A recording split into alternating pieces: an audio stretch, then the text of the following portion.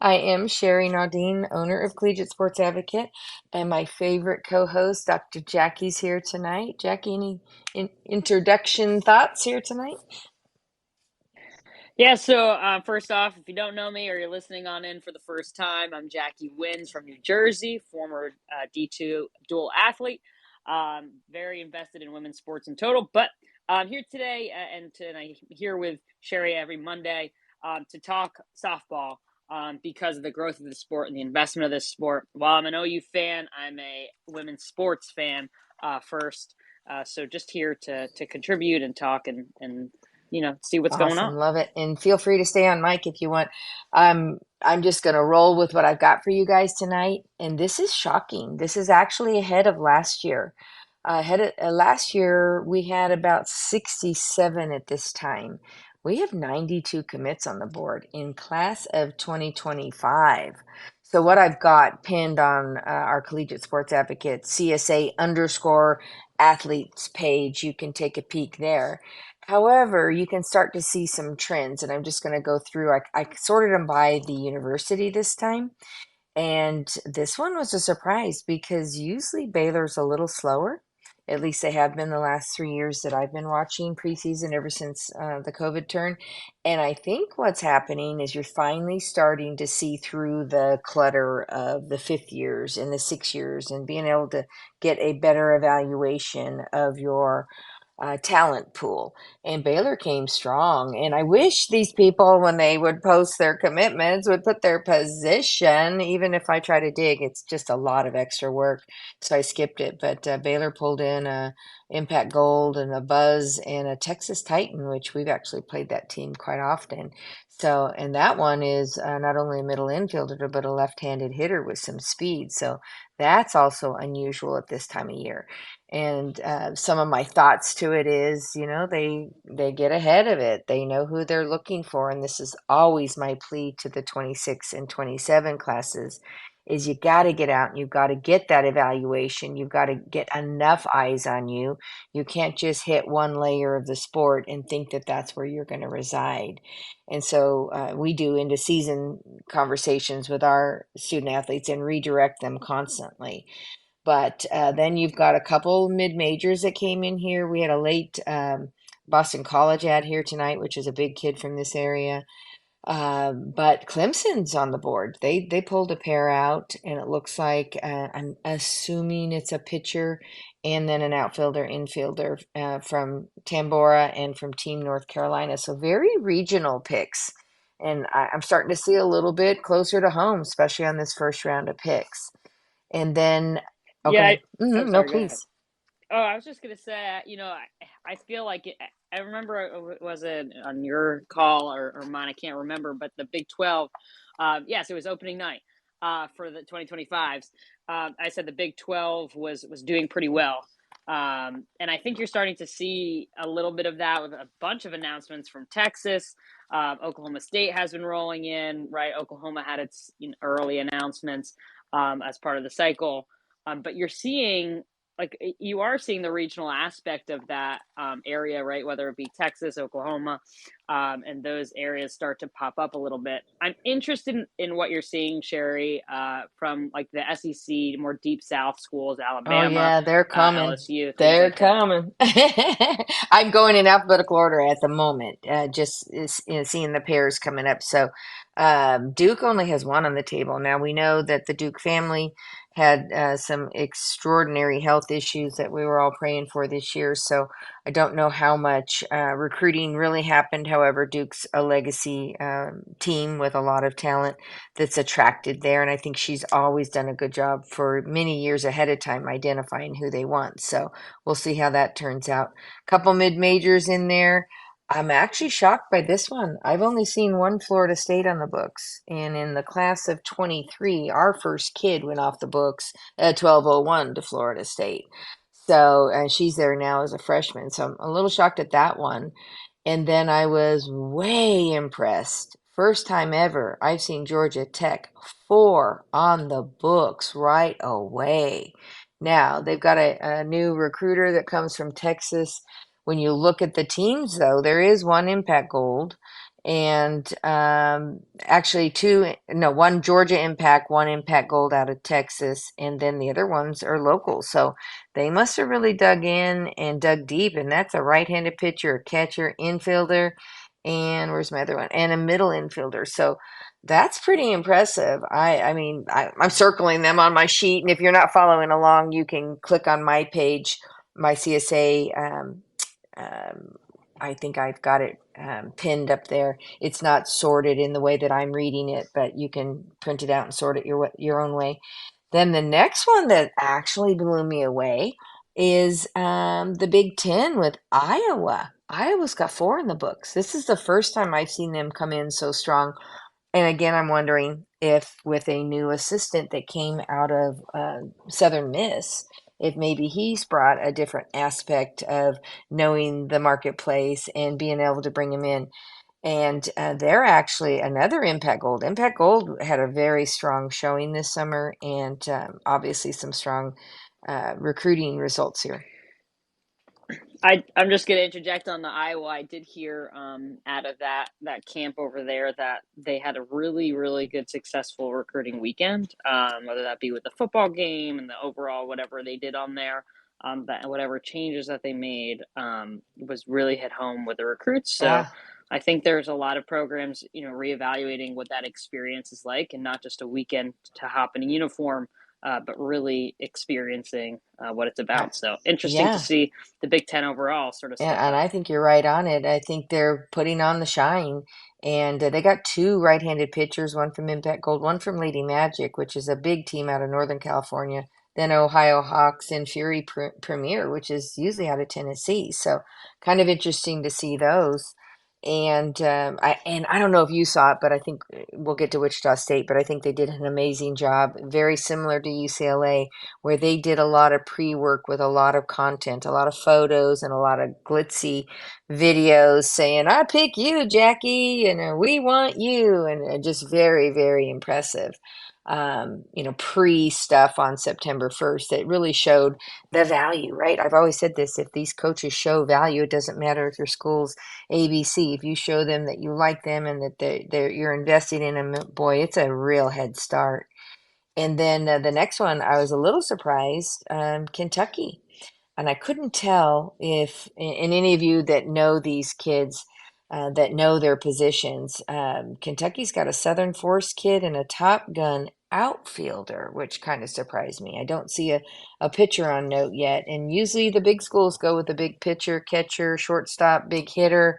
Any of you travel ball coaches, that want to add something, you're welcome to text me or even just request to speak. I'm totally open. We love for this to be very chatty. Liberty had two, which was nice to see too. I think Liberty's always had. Oh no, I'm sorry, it's a duplicate. It went page to page there, just one.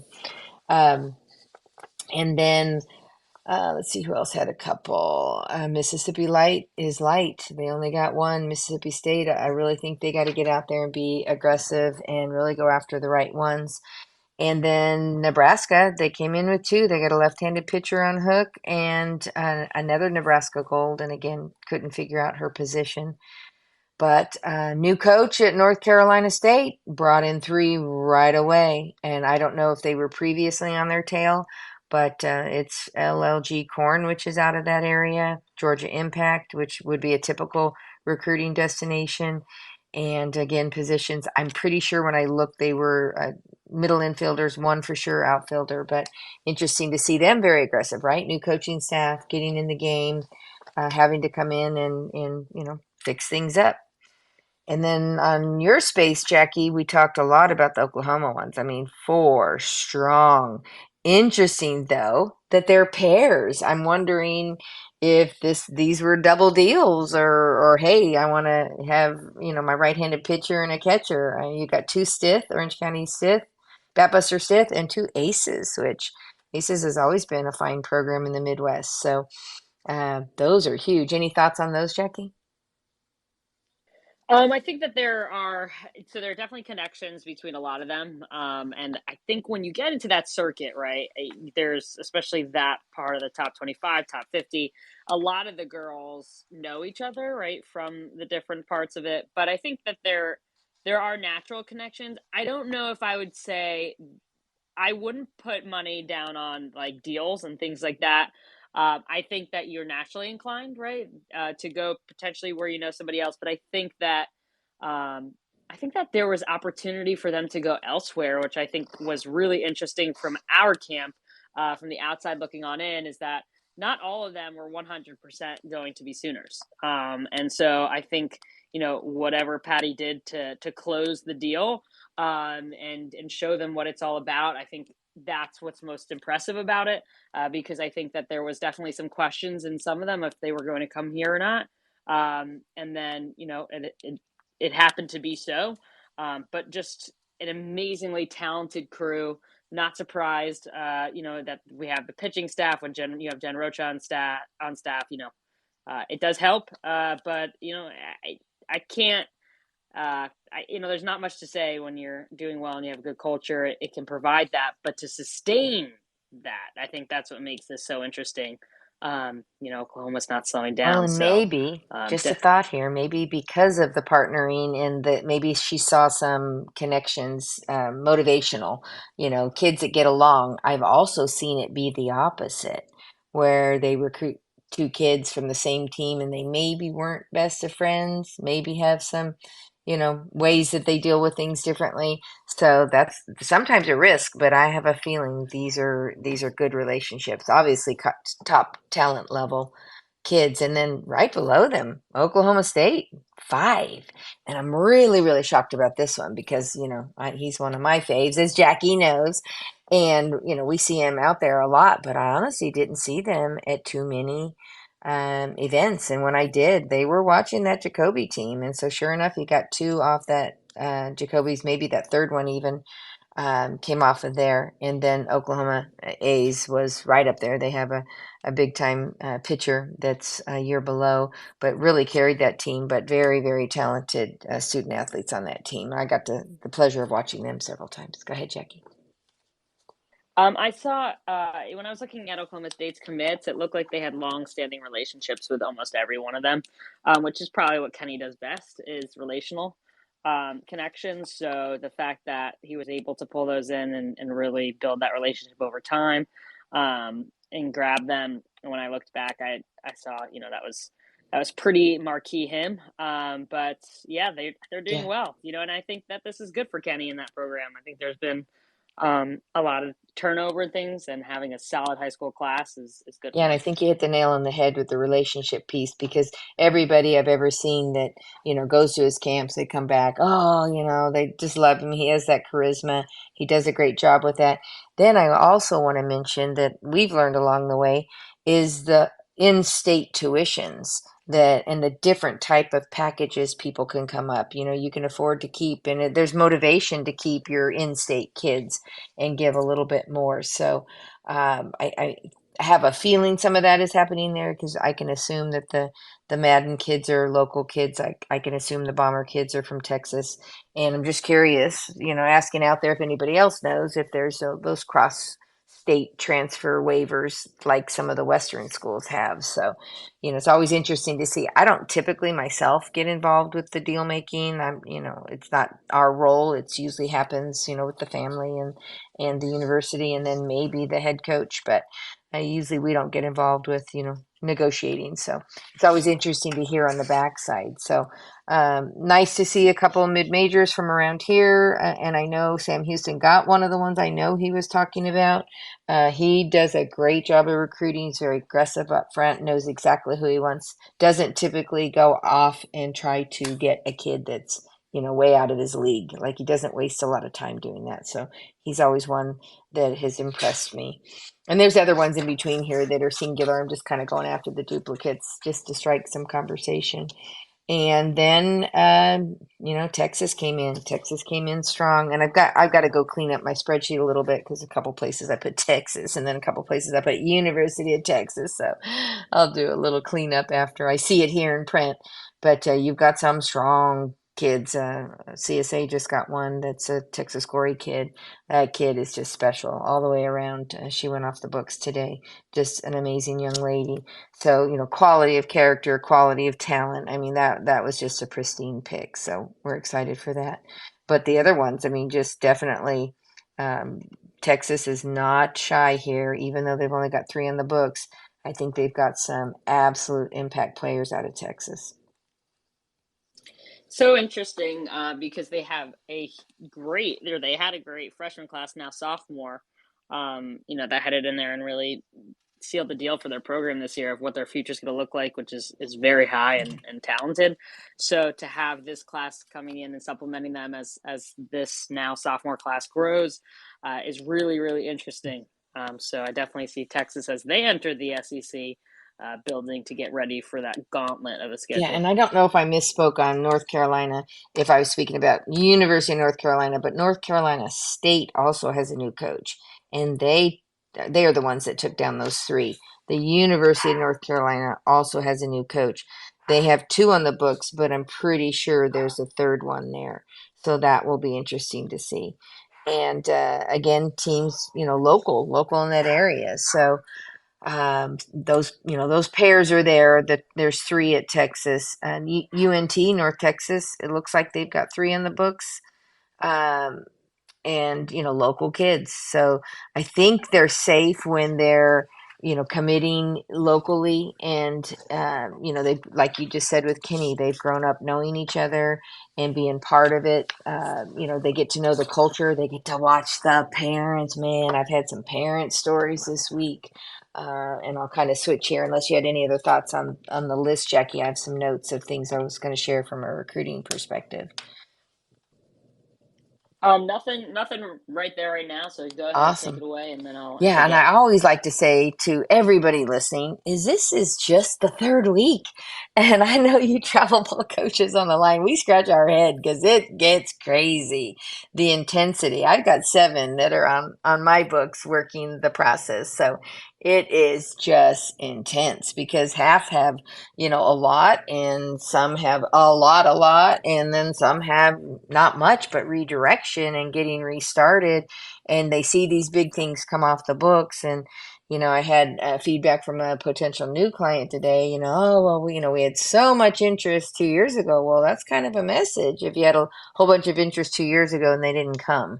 And that's when you have to try to figure out what went wrong, where were we targeting, what is my performance. And that's the hardest evaluation for the parents, and even myself. I always favor my own student athletes, is seeing their talent across the country from a national perspective and where your particular skill set is valued.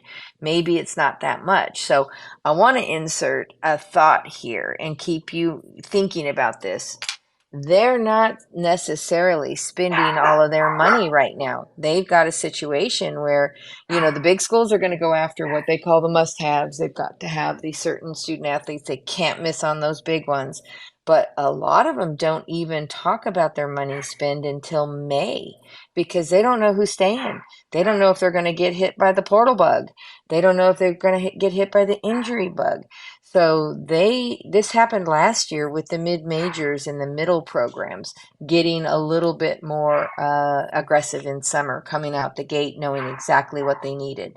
So I've heard several comments, even for the larger programs, to really hold back money for the what ifs instead of just spending it all and locking down all of your money right away. There's just so much that they have to balance. So just some thoughts there. And then some of these are really really big commits, and then some might be some specialty pick. We've seen it where walk-ons come off the book. They're free. There's no problem with it. Some haven't even had their camps. You look at the UC system. You look at, I have a kid from University of Chicago. I texted her, she's in school, and I said, hey, how's it going? She goes, we haven't started yet, Miss Sherry. Because they've got a quarter system. So some of them aren't even in their football games or on campus, and to do some of the official visits. So some of that is behind. I was going to talk about Wichita State because I think they had two come down today. They've been very aggressive with their recruiting, so you'll see more out of them. Let me see here, Wichita State. Yeah, I go ahead. Go ahead. I was just gonna.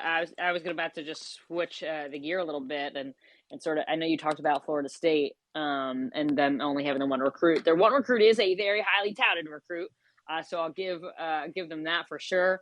A solid player, but I think that they're just. I think you are gonna see more from Florida State.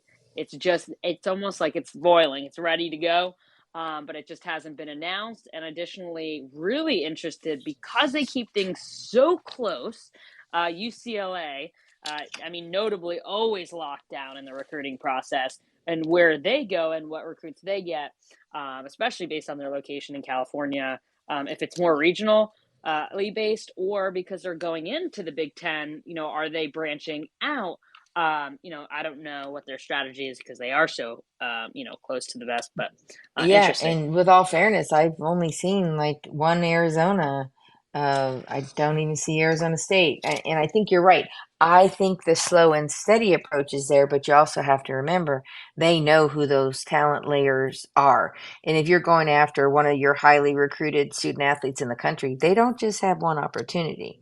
They usually have many opportunities. So, you won't see the final. I've got two with some big stuff on the books that you probably won't see their answer until October and November because they haven't even gotten to their visit yet, and they are, still on the books for these people. So that's my always my warning to the student athletes is it doesn't mean you're in or you're out, but there's also another thing that starts to happen if some of the schools, this big Florida State kid comes off the books and maybe nine other schools had their chips on her. They got to go to number two pick, number three pick, number four pick, and then this little shuffle happens, and we kind of refer to it as layering. And a lot of the mid majors get stuck in that because they want to put their name in the hat and they don't get the big kid, and then they got to go to their second pick and third pick. And a theory that I've been told over time is, they go 10 pitchers, 10 catchers, 10 infielders, 10 outfielders, and you got to hit. You got to have the numbers. And what you see again in your own backyard may not be what's being perceived out there in the marketplace. So the sad part is a lot of people get upset and their emotions get in the way, and a lot of blaming, oh, my coach didn't do anything for me. Oh, they didn't put me out in the right place. I wasn't on the field at the right time. I'm not in the right position. Man, I would stay away from that and just get to work. Work, work, work, work, work, because it's just the beginning. If there's 92 and they're going to commit, a good 1,500 in this Division One, you're fine. Just make sure you've got a plan and you're doing the work and you're listening. A 24 mom called me this week and said the number one best piece of advice we gave them was listen to the silence. Sadly, I hate ghosting. I'm about ready to do another TikTok on ghosting. There's colleges that ghost the student athletes. There's student athletes that ghost the college who's come out and put some information out saying I like you, are you interested, and then the student athletes ghost them. Ghosting is, honest to God, the rudest thing out there. I don't know how to put that any better. I'll watch my TikTok for that one. Um, but that really bothers me. I think you have to have professional relationships. You have to treat each other with dignity and respect, because this is a current number. 20% of these kids are going to be portal kids. That's about the run rate the last 3 years with the portal. About 20% move. So Wow. that's scary. Yep. Thoughts on that, Jackie? Uh, I just, we were talking, some of my friends and I, like Jessica and Tommy down there, and we were talking about the spaces that are left, right? Because you think of roster space, everything like that, potential movement, are some teams now going to leave a space or two open for Yes. potential Yes. transfers, and so that plays like while there's not as many COVID, right? Athletes and things like that, that impact high school recruitment. The portal's still there, Hmm. and so how that plays in roster management, it's going to be interesting to see based on these, especially in the top 25.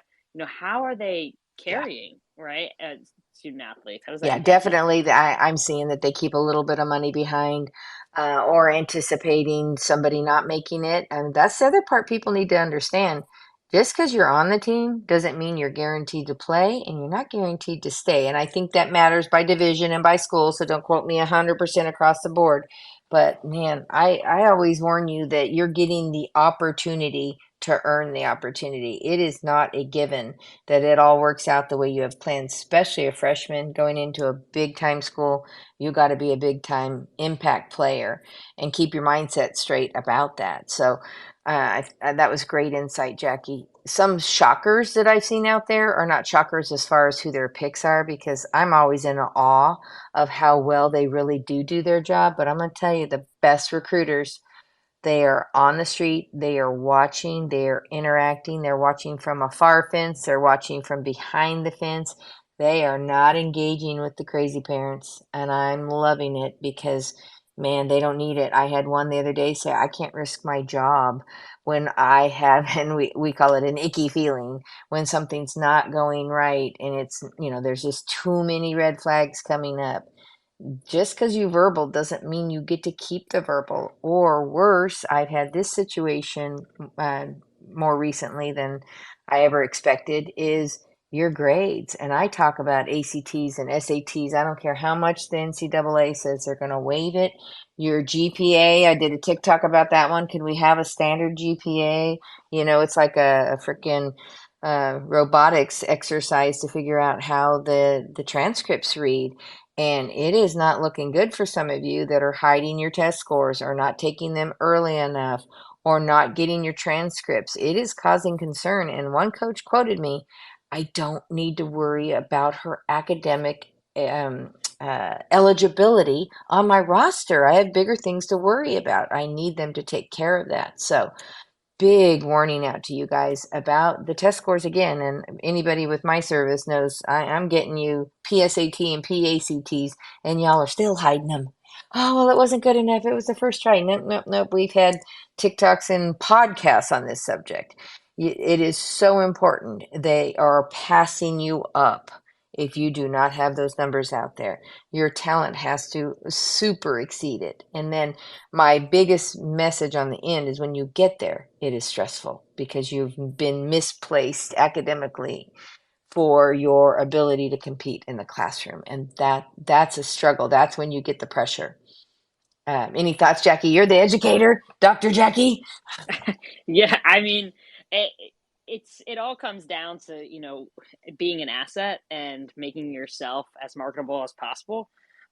If you have the grades and you can provide that, and you can put yourself up for more academic money, or be more eligible for academic money, I think that makes things easier on both sides. I think it makes it easier on yourself, because let's say you get hurt and you can't continue through sports, that you still have academic money covering you, continuing through school. But also, it makes you more appealing to other coaches, because you remember, not everybody gets a full ride. In fact, it's hard to get a full ride. So by being able to keep your academics up and also making them attractive and not hiding them all the time, especially if they're good, right, then that just is a win for everybody, in my opinion. Amazing. And I'm still on my shockers list here. The next shocker, and this is the third time this has happened to me in 9 years now, when after you verbal or after you commit or while your kid's in college, that the parents are picking up the phone and getting involved with the academics or the issues and actually making phone calls to the university.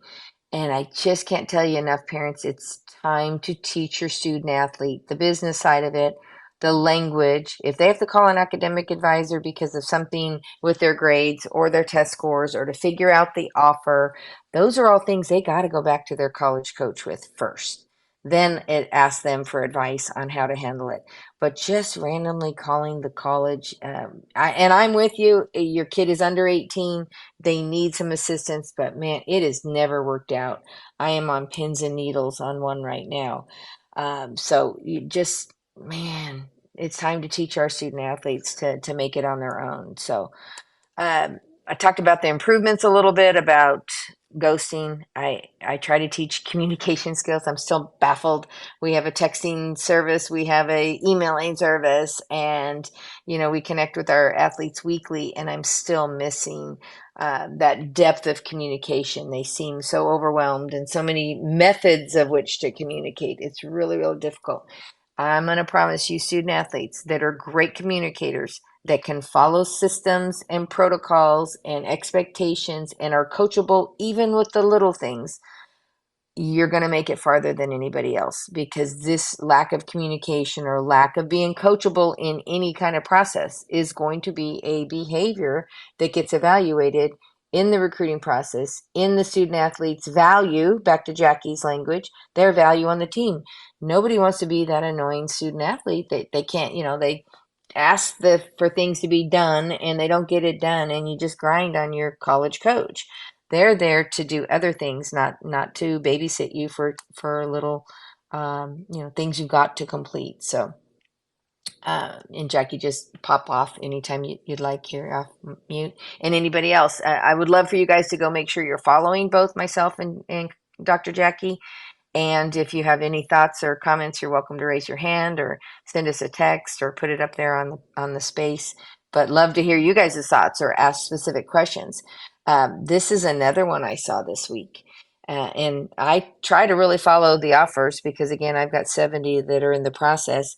And I know that there was a coach with a offer out, and a kid was up there, and we call it desperate. You don't need to be desperate. You don't need to be putting your weekly skill stuff up there. You don't. But she was tagging a not only a competitive coach, but a coach higher than that isn't recruiting her, and then a lower coach, but didn't tag the coach that got the offer to her.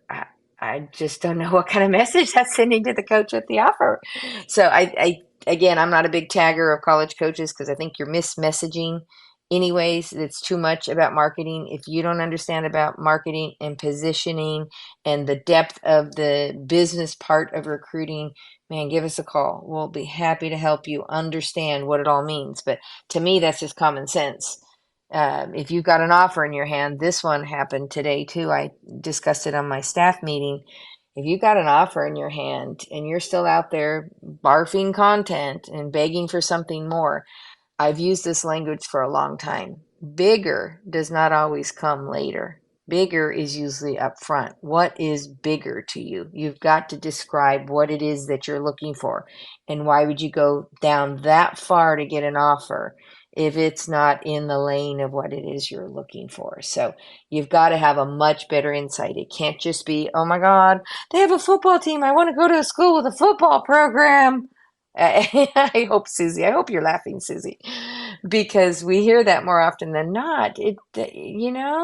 Yes, that's cute, but I can watch Colorado football on TV till 1:30 in the morning. I don't need to be at the game when, you're a student athlete. Yes, it's enjoyable, but almost every school has that school spirit, that bigger experience. So you've got to look a little deeper than whether or not it has a Power Five conference football program. I was just gonna talk about it. You were mentioning before, marketing visits and things like that, and I've been looking this cycle, and I have to say, there's probably been less announcements of visits, a little bit more you're seeing now, just because a couple weekends have occurred. One thing that I noticed with a few of them is that I know that they have been on more visits, but they only picture a couple or one, and it's just really strange because in our last week when we talked to Lauren Chamberlain, right, we were talking about it's like cheating with your ex, right? Like you're like going on all of these visits, and you see who they're cheating on you with, which I thought was hilarious. But it's really important if you're going to go with the aspect of posting where you've gone, you have to notice like what you're showing and who you're sort of dissing if you don't show them. It's either you're all in or all out. Going in that middle ground, that gray area, is dangerous, because remember, people can decide, what, that's not the direction I want to go. It's an interesting verbal It time. is great insight. We had two situations last year where a coach called my husband and a different coach called me over different situations, but it was the same. Like, did I miss on this kid, coach? Am I out of my lane? Did I shoot for a kid that really can't play for me? Or man, is this kid, going to be too good? Am I going to have to worry about the portal? I mean, it can be high or low, but you got to consider what messaging you're putting out there with all the posting. And again, that's my background, 28 years in telecom marketing. So I've always followed a model: who, what, where, when, why, and how. And you have to ask yourself, why are you posting it? And what are you trying to get out of it? And when is it going to be relevant? And who cares? Who's following you? Or are you just bragging to your friends and family? Is it helping you in any way? Or how is it helping you? And usually the answer, and we had interviewed, what, 3 coaches last year that said it's rare that you posting something about your kids, especially live footage, that it ever helps in the recruiting process. And yet, there's some travel clubs that say, oh no, you have to post every week. You have to post something valuable every week. And I'm like, why is that valuable? And who says that's valuable? If the decision maker is the college coaches, is that what they want?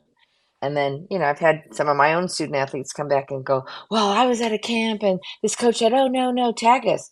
Well, are you helping build their social media? But how is that helping you?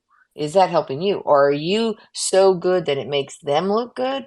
I mean, hey, if you want to post college coach, post your whole camp, post all kinds of stuff. But when you're relying on a student athlete to tag you to get your credibility, I don't know. That one doesn't sit well for me. I just don't think they like to tell the student athletes no. If you want to take a picture, but maybe you don't want to post it just now, right? So, thoughts on that one, Jackie? Yeah, I mean, it's if number one, just know, and I say this because it's in the fandom industry that I'm in. Um, Social media tells you a lot, and in fact, tracking the 25 class, that's what I do. And so, if you're using social media, you are lending your hand, and which is why you saw that first weekend or so almost it was silent for a while because a lot of them didn't use social media to post where they went for that first weekend, because you sort of want to keep your hand. Hey, this is my first place I went. For those recruits who had that option, but you just have to be careful. I mean, if you want to at the end before you make your decision, you put up all of your, or you already alerted them that you're verbally committing and you put everything up there. That's your own thing. Who you're going to. You've already stated that. But prior to that, everything gets dissected. What did you say? And I'm just going to use very random Hmm. schools. What did you say in Arkansas's post versus what you said in Oklahoma's post? What are you liking after that? All of that gets dissected. And your interactions there and after get dissected. So it sort of just keeps you a little safer if you keep things to Yeah. yourself. Because think about that, you're getting scrutinized by things, and it's not you've done is put out tweets and Instagrams and things like that, but you have to realize that these programs are looking at how are you advertising yourself, because that's how you're going to advertise their university. Hmm. um, and so you don't want to put yourself in junior in high school as a 2025, or if you're a 2026 a sophomore getting started and looking at the process in a negative light. And it sounds so silly, like you're sitting there and you're like, well, why would they? Well, that is just what they do, because it's hard to maintain and ensure that you're going to keep the integrity and standard of their program. They're going to look at who wants them to, right? It's a mutual Yeah, relationship. 100%. We actually developed an hour-long presentation for each one of our student athletes about, all of the thoughts of social media, and it changes every time I go to have to re do it for the group. I have to, think about the different changes that have happened, but I still have only seen 1 or 2 coaches, rely heavily on internet recruiting, and it didn't do them good. They're both those programs are no longer head coaches, are no longer there, and that's in a 3-year period. So I always joke that I should have a little betting pool of which coaches are out the door next, because I can see some that don't do as good of a job as others. And it's, not by design, but just their approach is their approach. And maybe it's not working for, the right kids. But we definitely see that. And, back to my original thoughts about communication. Communication is everything, student athletes. And Jackie just mentioned what you're putting out on social media is communicating who you are and what your quality of your person is, and what do you do with your spare time, and it should tell more of a story about you. That's kind of why I like the Instagram board. It's kind of telling more of a story about you. Are you a bathing suit model, or are you a softball player, and what are you doing in your spare time? And do you have positive and productive friends? And they have compliance officers that check your social media when you get there, because Jackie's correct, you represent their brand. And wait till you see those contracts where you are required to do. You'll have a team contract, you'll have a national letter of intent, and then I am going to guarantee you're going to have some NIL contracts, or image type contracts when you get to college. And as a incoming 18-year-old, you're going to be reading it, going blah blah blah, and you're going to be signing off on it. So I would get very familiar with what it means to you and what it doesn't mean to you. And how about thoughts or comments from the group? I'm kind of looking at my notes here. I'm kind of, talking. This is the third week, and we had some big commits. I had some shockers. I have some things I think people can improve on, which is really improving on their communication skills. And oh, Jackie, please.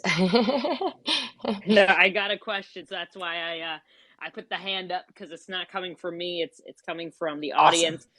There's a question about communication, and the aspect of ghosting happens from both sides, right? Where coaches stop talking to an athlete, and sometimes athletes stop talking to coaches. Is there a best, within the recruitment world, a best communication line, or pathway, or like some type of ordeal that they use where they can keep track of who they're talking to, who's interested and who's not? Or if there isn't something that you suggest, what is the best way to go about Yeah, I would say a couple things. One, if you're looking for a tool, I'm a spreadsheet girl. Everything's on a spreadsheet. I have every single one of mine, names on the left and colleges on the top, and then each transaction for each of them. I don't count camps because I don't believe camps are recruiting until it's actually recruiting. So I don't track that as much, but I definitely track the phone conversations, what was next steps. And I'm an over communicator. I'm texting them every week saying, where are we at? What's your update? They've been used to texting. We have a thing called Texting Tuesday that they have done up until this point anyway. And that's part of it, is teaching them to be accountable to a deadline of communication and letting us know. I would think it's better to over communicate. Sometimes they'll say, well, Miss Sherry, I told you last week. And I'm like, that's great. But that was last week. There's been a lot of transactions since last week. What's going on this week? And if there's silence, again, I got to read the silence, right? So there's that thing called layering again. They may have come for them on September 1st, but what have we done with them since? So there's a lot of transactions that happen in between. So if you're looking for a tool, I would tell you 100% a spreadsheet. If you're looking for etiquette, I think it's better to be honest. Be honest and forthright, but I would never turn down an opportunity until you have vetted it out all the way through a good solid system. Again, we use that spreadsheet to create a decision grid of what your criteria is. And if you don't know what that is, boy, I use it against you when you call me in college and I'll say, what was your decision grid? Let's go through it. Let's see what happened. What changed? What do you control? What don't you control? What do you influence? So we get really down and gritty with this stuff because they're making a very long-term decision, and they're making it emotionally, which I would expect that they do. I've told this story before. My daughter was a soccer player at Central Arkansas, and she came home saying, but I love the school. It's purple, and the football field is purple and gray stripes. And we're like, Belle, you play soccer. It's green.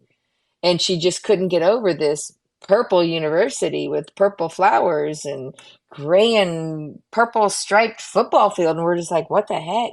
That was our first message, that they're emotional and they like the aesthetics of the school more than the substance stuff that we know is going to make them stick. So this is why I believe it's such an individual path to this process. And it's, again, it's not over. You got 1,650 schools, but if you approached it and you've only been targeting certain schools you want to play for, and you're not listening to the silence, or you're not listening to the ones that do value you, who is showing up on your sidelines? If they're not on your sidelines, you're not in the recruiting process. You need a lot of help to get those colleges to your sidelines. And they may not be looking at you. You have to have somebody that is interacting. Some of the famous travel ball coaches are on here. They dig deep, and they've had experience understanding what the message means. We had one where we had a decommit from an Oklahoma kid, unfortunately, and we should have seen that they were not on the sidelines. It was a real early commit back in the early commit days. And when it was coming around that summer before signing day, we're like, whoa, we didn't miss. We didn't pay attention to OU wasn't at the games. And that was a miss. So it's things like that we learn along the way, that is great data in the future. And you have to take care of yourself with the data. So, Jackie, great question from the audience. Use a spreadsheet, use some kind of tool. I had a lady call me today asking if I, was interested in doing a daytimer type of paper calendar. I said, oh, girl, no, our entire time management program is anti-paper. It's all about using your tool. So, ladies, use your notes app. Use your calendar. Use the things that are tools that are inherent in your phone. You do not need a paper agenda. You don't need a calendar that's paper. I have a journal that I keep at my desk. It's really just a scripture journal that's got daily scripture that I use as a notes app. But it's like only things that I would never need to take with me, little teeny reminders. It's not the things you need to take with you every day. When you look at a student athlete's calendar, and if it's blank, you got parents that are not teaching their student athlete to be independent. You've got to teach them to handle what's coming. And this is the first time they get hit hard with what's coming, is when September 1st comes. I have two that actually play in Oklahoma, and they're playing high school right now. You're going through the recruiting process through high school ball. It is hard and heavy, and literally they're up every night and they're trying to squeeze in visits while they're in high school. And now it's playoffs, and man, you gotta depend on that calendar. So, and learning it late doesn't help you. So learn it earlier. That's why, again, eighth grade, ninth grade, that's the evaluation period. That's when you're learning and developing. If there's 25s that are stuck, you need help. You've got 6 weeks coming up, and you got 6 to 8 weeks this summer. And then you're in a real danger zone. And we have 24 still stuck in a danger zone because that was probably the worst class ever. So that was a lot. Um, Again, friend us here. Any other thoughts? I told Jackie this was going to be a fast one. It's almost an hour. Once you get talking about recruiting, it's a wild world. But we do have Jess and Tommy up here. So for any of you, Jess, I know you're on a short time frame, but do you have any questions, or what are you guys saying? Tommy, if you don't know, in the space here, is more of like an SEC guru recruiting, looking at things, because his favorite team is Georgia. And then Jessica is part of the OU fandom with us, but definitely has a good eye, and is keyed into recruiting too. So, what's up, everybody? So coming from a mom standpoint, what, if any parents are listening, what kind of steps would you have them be helping their student athletes take um, in that earlier time period that you were talking about, like your eighth and ninth grade, so that way maybe they aren't feeling as overwhelmed when they become juniors and seniors? And then what kind of steps, if they are feeling overwhelmed now, might you suggest for a student athlete currently feeling Great overwhelmed? questions. And that goes back to that time management program. We developed a 1 hour, 168 hours in the week time management program. It is so easy to maneuver, and it's got one step for the parent. Ask them on Sunday night, what do we got going this week? And you get out your calendars and you plan your week. I mean, we all do it. We all talk to each other, but we're actually teaching them a tool to master it. then it's that communication piece.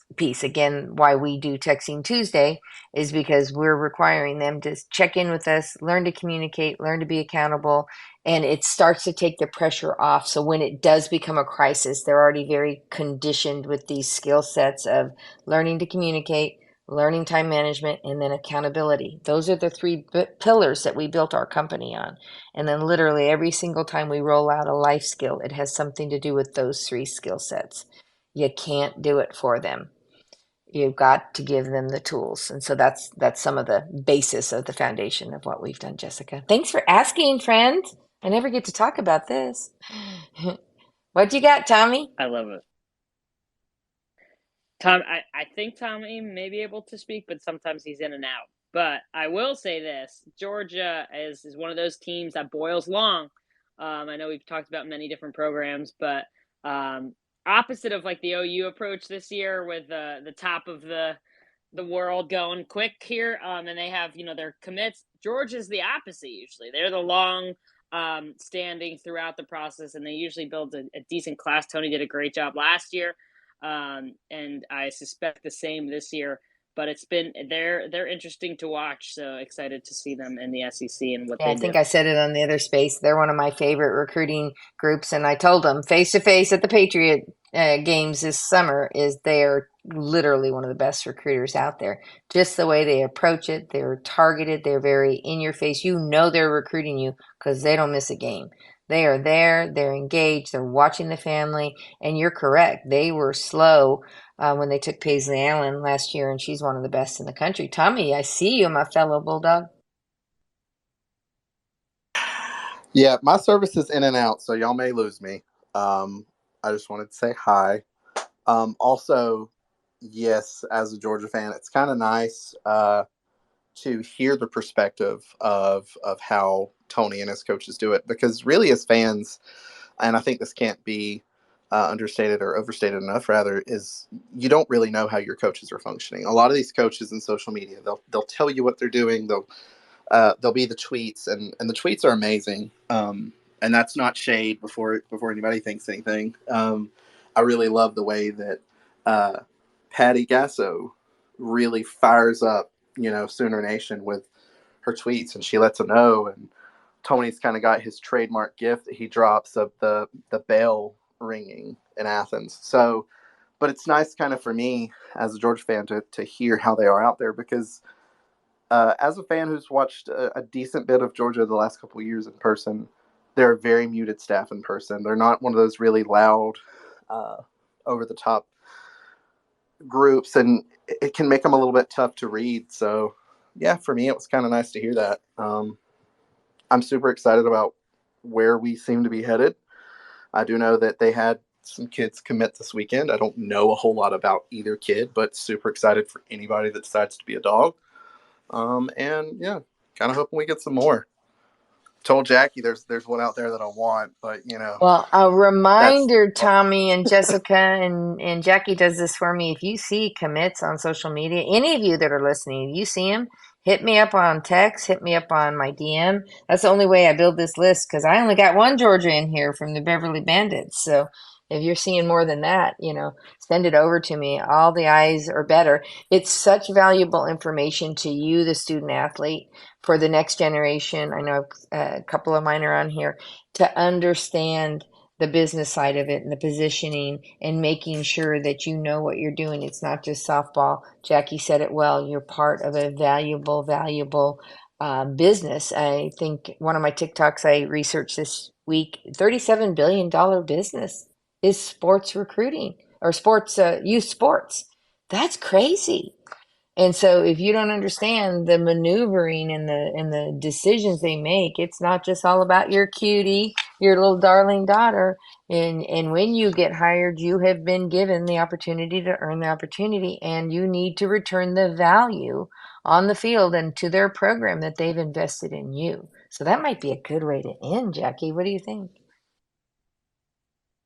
Definitely. I mean, this is, and for the 2026s, I see a lot in the room now starting to get ready, which is exciting. The, you know, it, this journey is sort of starting for you now as the 2025 sort of close theirs or, announce theirs. And so It's a big world, and guidance is good, and being in here is your first step for sure. But you want to start to get organized and learn as much as you can through the 25s and what they're doing and what programs are doing, to put yourself in the best seat as you move within the next 365, and figure out where your path is. Because as you can see, just even from our conversation, like it's a game, but you are the puzzle piece, and so you have to figure out, where you want to fit in the puzzle and what puzzle you fit as well.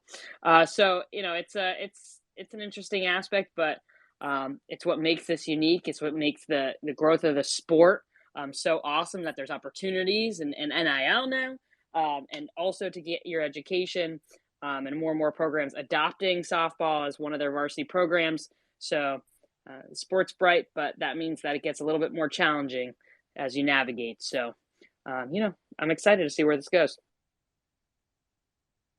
Awesome. I'm excited too. Thank you all for coming. I don't even know what my topic's going to be next Monday. If we have another surge of commitments, I will put that out there. But if you ever have a recruiting topic you want me to cover, they're typically the same. We recycle them every year. You're welcome to go listen to some of our Twitters that are posted on our media page. We've even done podcasts in the back. We're just finding Twitter Live, being able to record them much easier and less cumbersome. And hey, I don't have to do hair and makeup if it's not a visual one, so that always helps. And the recruiting starts in October for Division One, but the teams are out there, they're playing. The smart D2, D3, NAI, and JUCOs are out in the streets, getting in front of you. So, ladies and gentlemen, thanks for joining again tonight. And Jackie, my great co-host, and Jessica and Tommy, thanks for joining in. Appreciate you guys.